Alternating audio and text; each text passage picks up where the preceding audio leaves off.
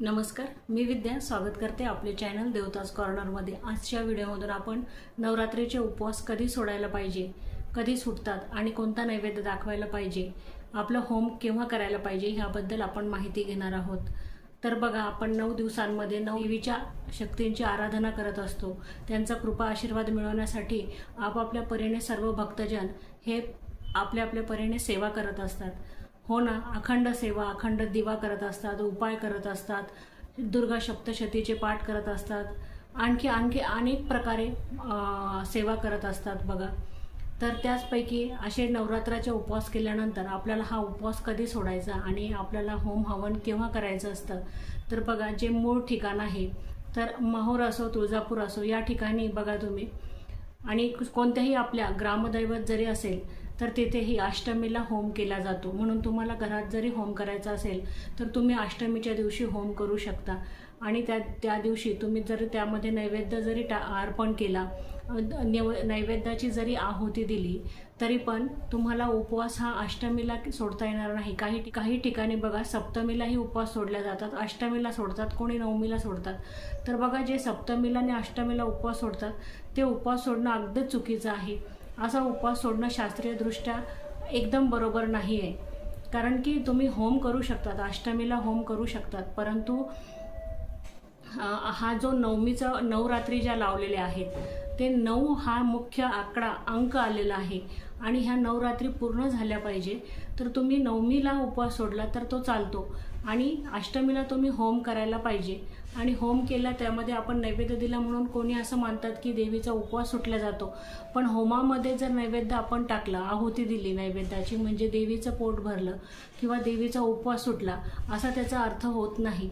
आपल्याला हा नवमीच्या दिवशीच उपवास सोडायचा असतो। त्या दिवशीच तुम्ही घटाची पूजा करायची असते आणि घटाला नैवेद्य दाखवून देवपूजा करून ज्यांचे उपवास हा नवमीला सुटतात त्यांनी नवमीच्या दिवशी उपवास सोडायचे आहे, घट त्या दिवशीच हलवायचे आहे।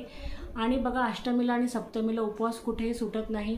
जे सोडतात ते योग्य नाही आहे, परंतु त्यांची प्रथा असेल ती, पण हे शास्त्रीयदृष्ट्या तर योग्य नाहीच आहे, आपल्या धार्मिकदृष्ट्याही बरोबर नाही आहे। कारण की जरी आपला होम, आणि बघा, नवमीच्या दिवशी जे उपवास सोडत असाल त्यांनी नवमीच्या दिवशीच उपवास सोडायला पाहिजे। आता कोणी बघा दसऱ्याच्या दिवशी उपवास सोडतं, आम्हीही दसऱ्याच्या दिवशी उपवास सोडतो। मग हा उपवास बघा, कारण की आम्ही असं मानतो की नवरात्री पूर्ण झाल्यानंतर 10व्या दिवशी आम्ही उपवास सोडतो, परंतु तुम्ही जर धार्मिकदृष्ट्या बघितलं तर नवमीलाच उपवास सोडायला पाहिजे।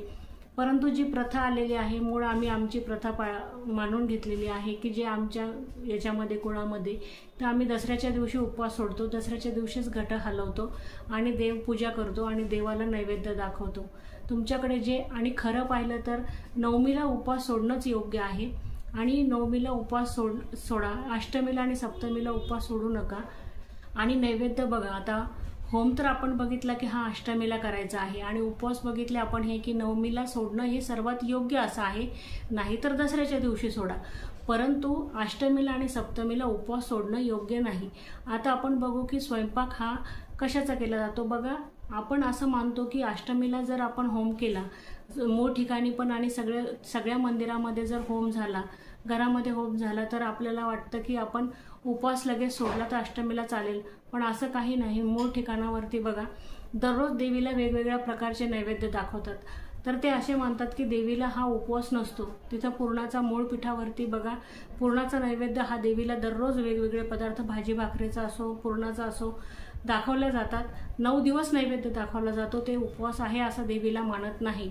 तर त्याच्यामुळे आपणही देवीला उपवास नाही असं मानलं जरी उपवास आपण करतो आणि आपण ही देवीची आराधना करतो, कृपा आशीर्वाद मिळवण्यासाठी करतो। आणि भक्तांनी उपवास कधी सोडायचं सांगितलेलं आहे तर तो नवमीला सोडायचा सांगितलेला आहे। आणि फुलवरा आपण बघितलेला आहे की फुलवरा हा आपल्याला सप्तमीला, अष्टमीला, नवमीला चढवलेला चालतो। आता ज्यांचे उपवास हे नवमीला सुटतात त्यांनी सप्तमीला किंवा अष्टमीला फुलवरा चढवला तरी चालतो। आणि तुम्ही म्हणाल की जर तुम्हाला नाही लक्षात राहिलं जर फुलवरा चढवण्याचा, तर तुम्ही नवमीला जर उपवास सोडत असेल आणि फुलवरा चढवण्याचं लक्षात राहिलं नाही किंवा अनेक काही कारणामुळे राहून गेलं असेल, तर तुम्ही उपवास सोडायच्या अगोदर बघा, सकाळी अगोदर फुलवरा चढवा आणि नंतर मग घटस तुम्हाला काय हलवायचे असतील ते हलवा, देवपूजा करा आणि नंतर उपवास सोडा. परंतु फुलोऱ्याशिवाय उपवास तुम्ही सोडू नका. फुलोरा हा देवीला चढवावाच लागतो. तो एक देवीचा नैवेद्यच आपण मानतो आणि मूळ ठिकाणावरती देवीला नैवेद्य दाखवत असल्यामुळे असं अजिबात नाही आहे की आपण देवीला उपवास आहे असं मानायचं आहे. तर आपला देवीला हा कशाचा नैवेद्य दाखवतात, तिथे पुरणाचा सगळ्यात जास्त मान आहे बघा. तर म्हणून इकडेही आपण उपवासाला आम्ही पण पुरणपोळीच करतो. तर बघा, योग्य नैवेद्य हा पुरणपोळीच आहे. तर तुम्हीही नवमीला जरी सोडत असला तर तुम्ही पुरणाचा स्वयंपाक करा. बहुतेक ठिकाणी पुरणाचा स्वयंपाक करतात आणि आम्ही पुरणाचा स्वयंपाक करतो. परंतु आम्ही दसऱ्याच्या दिवशी उपवास सोडतो आणि आम्ही आंबाड्याची भाजी, त्याच्यामध्ये विशेष करून आमच्याकडे भाजी केल्याशिवाय आम्ही उपवास सोडत नाही. जरी पुरणाचा स्वयंपाक केला तरी आंबाड्याची भाजी त्यामध्ये मुख्य असते. तर तुम्ही बघा, तुम्हीही आता तुमच्याकडे कोणती प्रथा आहे, तुमची कोणती भाजी करतात, वरण भात करतात, परंतु मुख्य जो उपवास सोडायचा जो स्वयंपाक आहे तो पुरणाचा सगळ्यात योग्य असा स्वयंपाक आहे. आणि तोच आपण इतके बघा, आपापल्या 9 दिवस उपवास करणं, आराधना करणं काही सोपं काम नसतं. मग अशा वेळेस ह्या 9 दिवसाची सांगता आपल्याला गोड मिष्टान्नांनी, म्हणजेच पुरणपोळी ही पहिल्यापासूनच चालत आलेली आहे की आपण जे खास समारंभ असतात, म्हणजेच आपले बघा जे खास सण असतात, म्हणजेच विशेष असे सण असतात, त्यांना आपण पुरणपोळी करतो. म्हणून आपल्याला पुरणपोळीला विशेष असं आपल्या सणांमध्ये स्थान आहे आणि ते आपण कोणत्या कोणत्या मुख्य सणांनाच करतो. म्हणून नवरात्राचेही उपवास सोडायला मुख्य म्हणजेच पुरणाचाच नैवेद्य केला पाहिजे असं तरी आपल्या मान्यता आहे. त्याच्यामुळे शक्य झाल्यास तुम्ही पुरणाचा स्वयंपाक करा आणि पुरणाच्या स्वयंपाकावरती उपवास सोडा.